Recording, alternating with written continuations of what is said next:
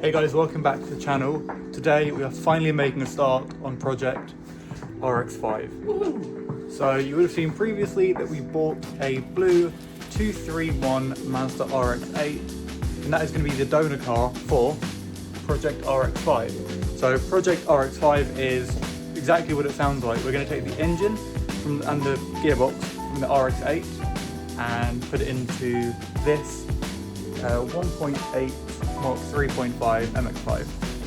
It's a lot of numbers. All the numbers.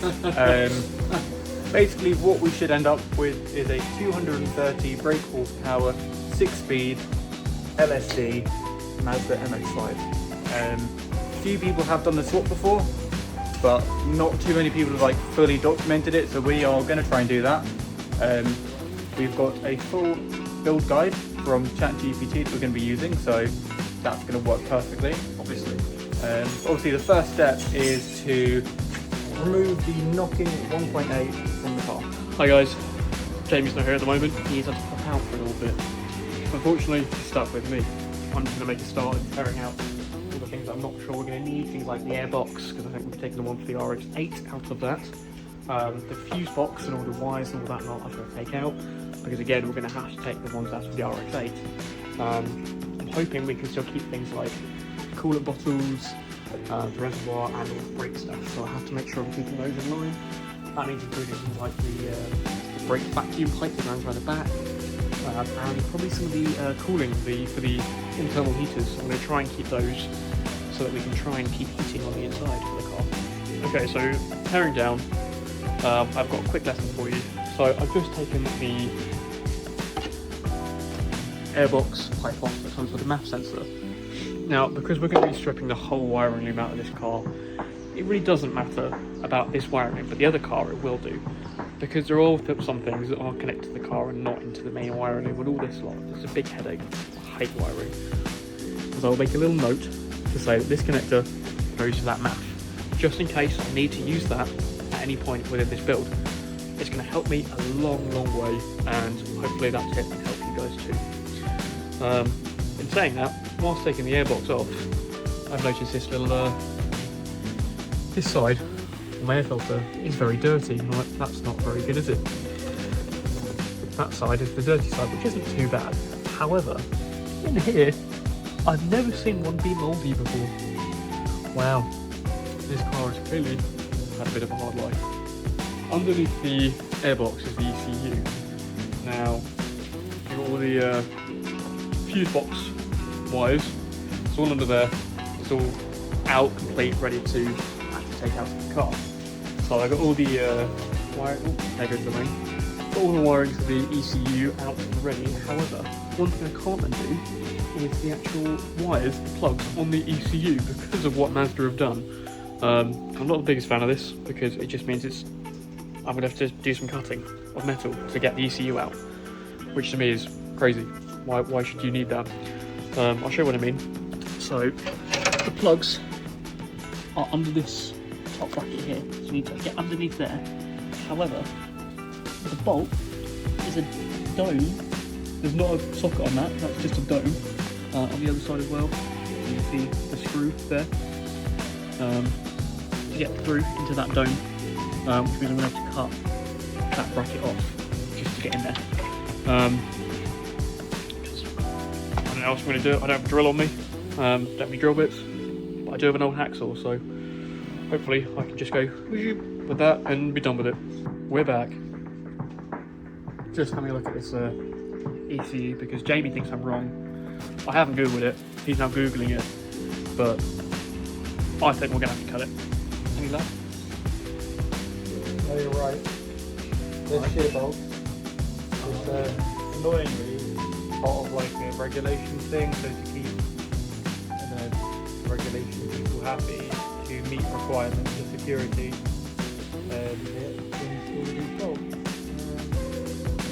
Very sorry for the camera work, it is -2 out here, it's freezing. Very cold. Very cold.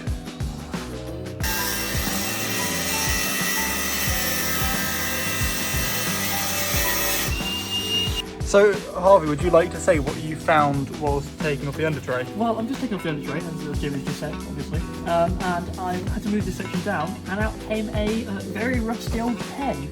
Yeah, so a pen is a weird thing to find anyway.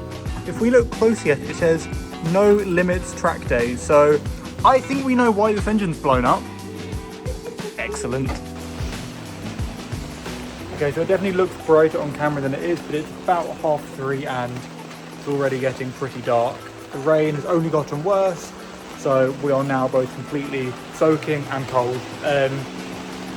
Plan for today is to just get the engine ready to come out. We don't have time to get it out today, and it's just too cold and wet and shit. I think Harvey's got a few gearbox bolts left to do. I've got the exhaust manifold off. I just need to get the two connectors, the lambda sensors loose or disconnected. Then I get the exhaust manifold off and out the way. Then it means the next time all we've got to do is put the engine crane together and then get the engine out, so should be good. How are you doing under here? Maybe got my mess. Did you make a proper mess? Oh yeah. It was leaking everywhere, like, it was hard to stop, like, didn't have movement under here. Oh Jesus Christ! What's up? I can see the mess. Oh yeah. Oh my God, Harvey! What? Okay, it was leaking everywhere. It's just undid one bolt. What do you mean? You undid the sump plug, and then how have you made that much of a mess? It leaked down because of the angle of the car. It leaked down the back here, but it was leaking from like all here. Like the whole thing was leaking. Progress update. The exhaust manifold is completely loose. Currently just clashing with the steering column, so it's a bit difficult to get out. I think we're just gonna leave it there, and then when we're getting the engine out, it should just pop out nice and easy. All the wiring is disconnected, which is ideal. The power steering pipes are all disconnected, coolant pipes are all disconnected. I think most of the gearbox bolts are now out, but as you can hear and see, weather is just shocking. It's freezing cold, we're both soaking wet, and we are gonna call it a day there because this is pretty miserable. I'm lying in a bloody puddle. A bloody puddle? Oh, it's gonna be bloody in a minute. Yeah. So far, Project RX5, I would describe as damp. Describe the project in one word. Wetter than a sports car. No, that's more than one word. One word. One word. Charlie. Yeah, Harvey keeps calling the car Charlie because the number plate says Charlie. It's Charlie. Charlie. We're back again, it's a week later and it's still raining, so it's a good thing we have the gazebo up.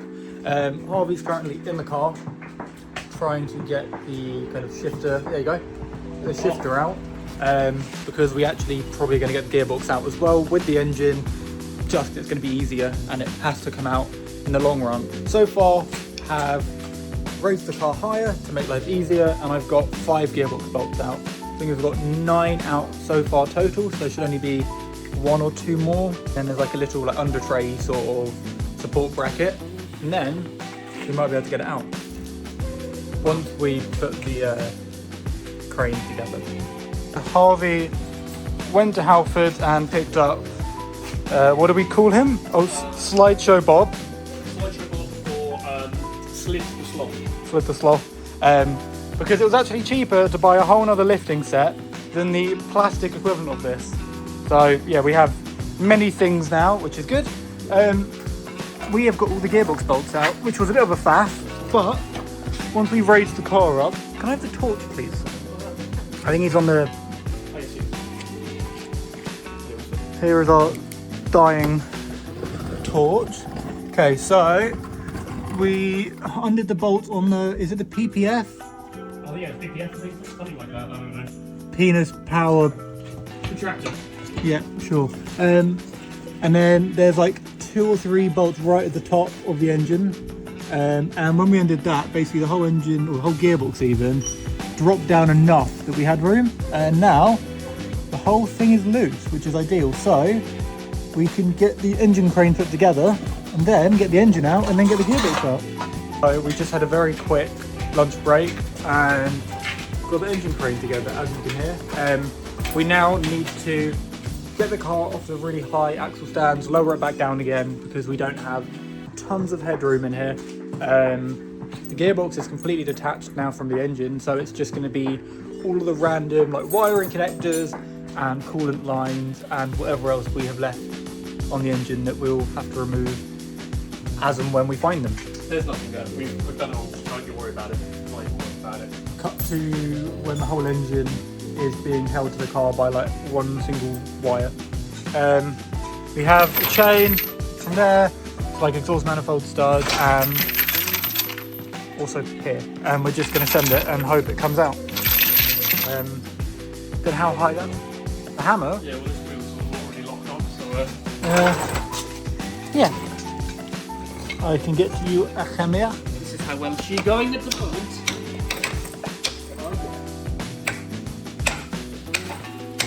To be fair to the engine crane, she was like Harvey as a baby, found in a bin.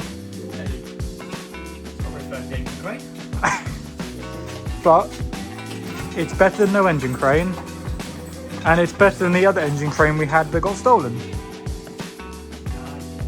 Okay, so we've removed the bonnet because I kept telling Harvey we should remove the bonnet. Oh, shut up, other way around. Other way around, okay. So I kept telling Harvey to remove the bonnet, and then he kept saying no. This way. Oh, this way.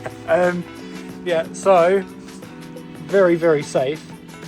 Chains from, I want to say, like Tool Station. We twisted, so they're a bit shorter. Safe. One over here, one down there.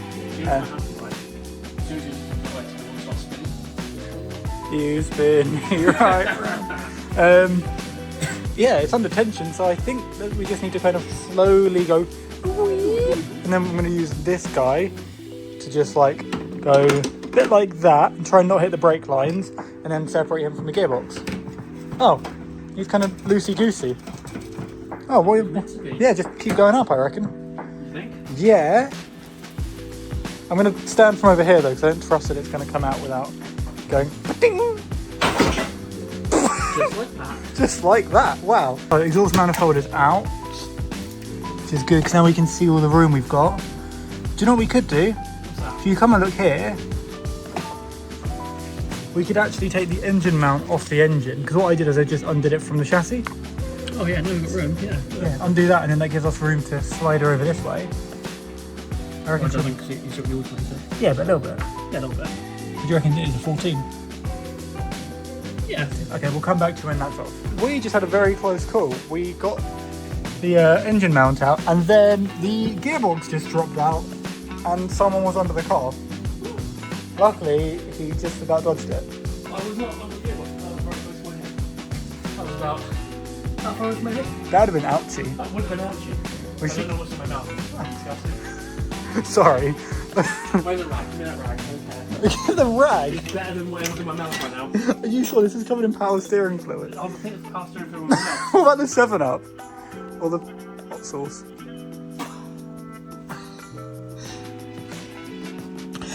Would you like the good news?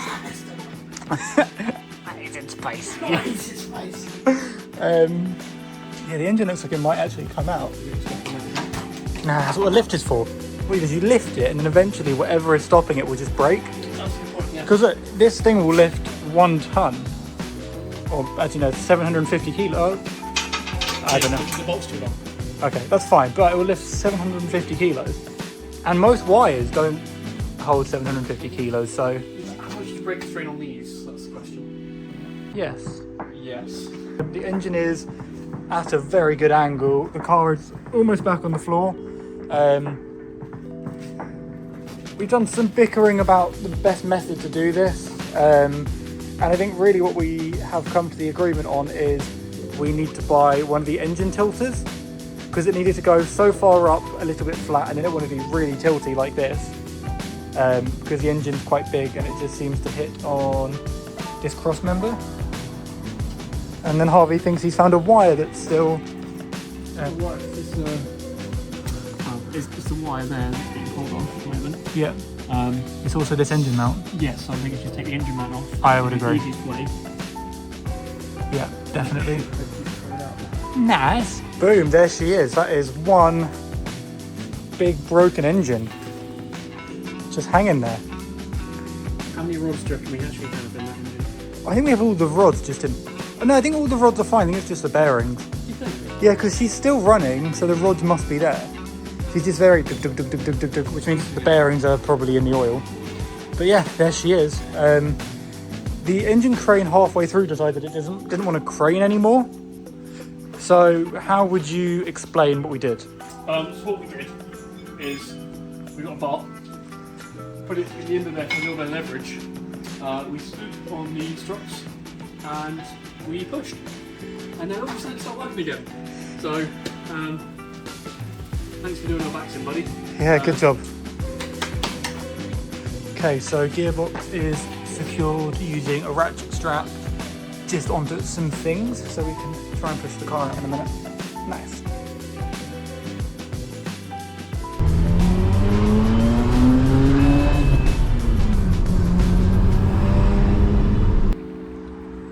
Genuine Sparko tow hook.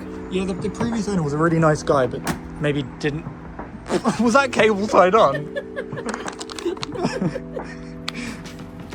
Have I just completely broken it? Or No, that was bolted onto something that you've just ripped off. Tug it off.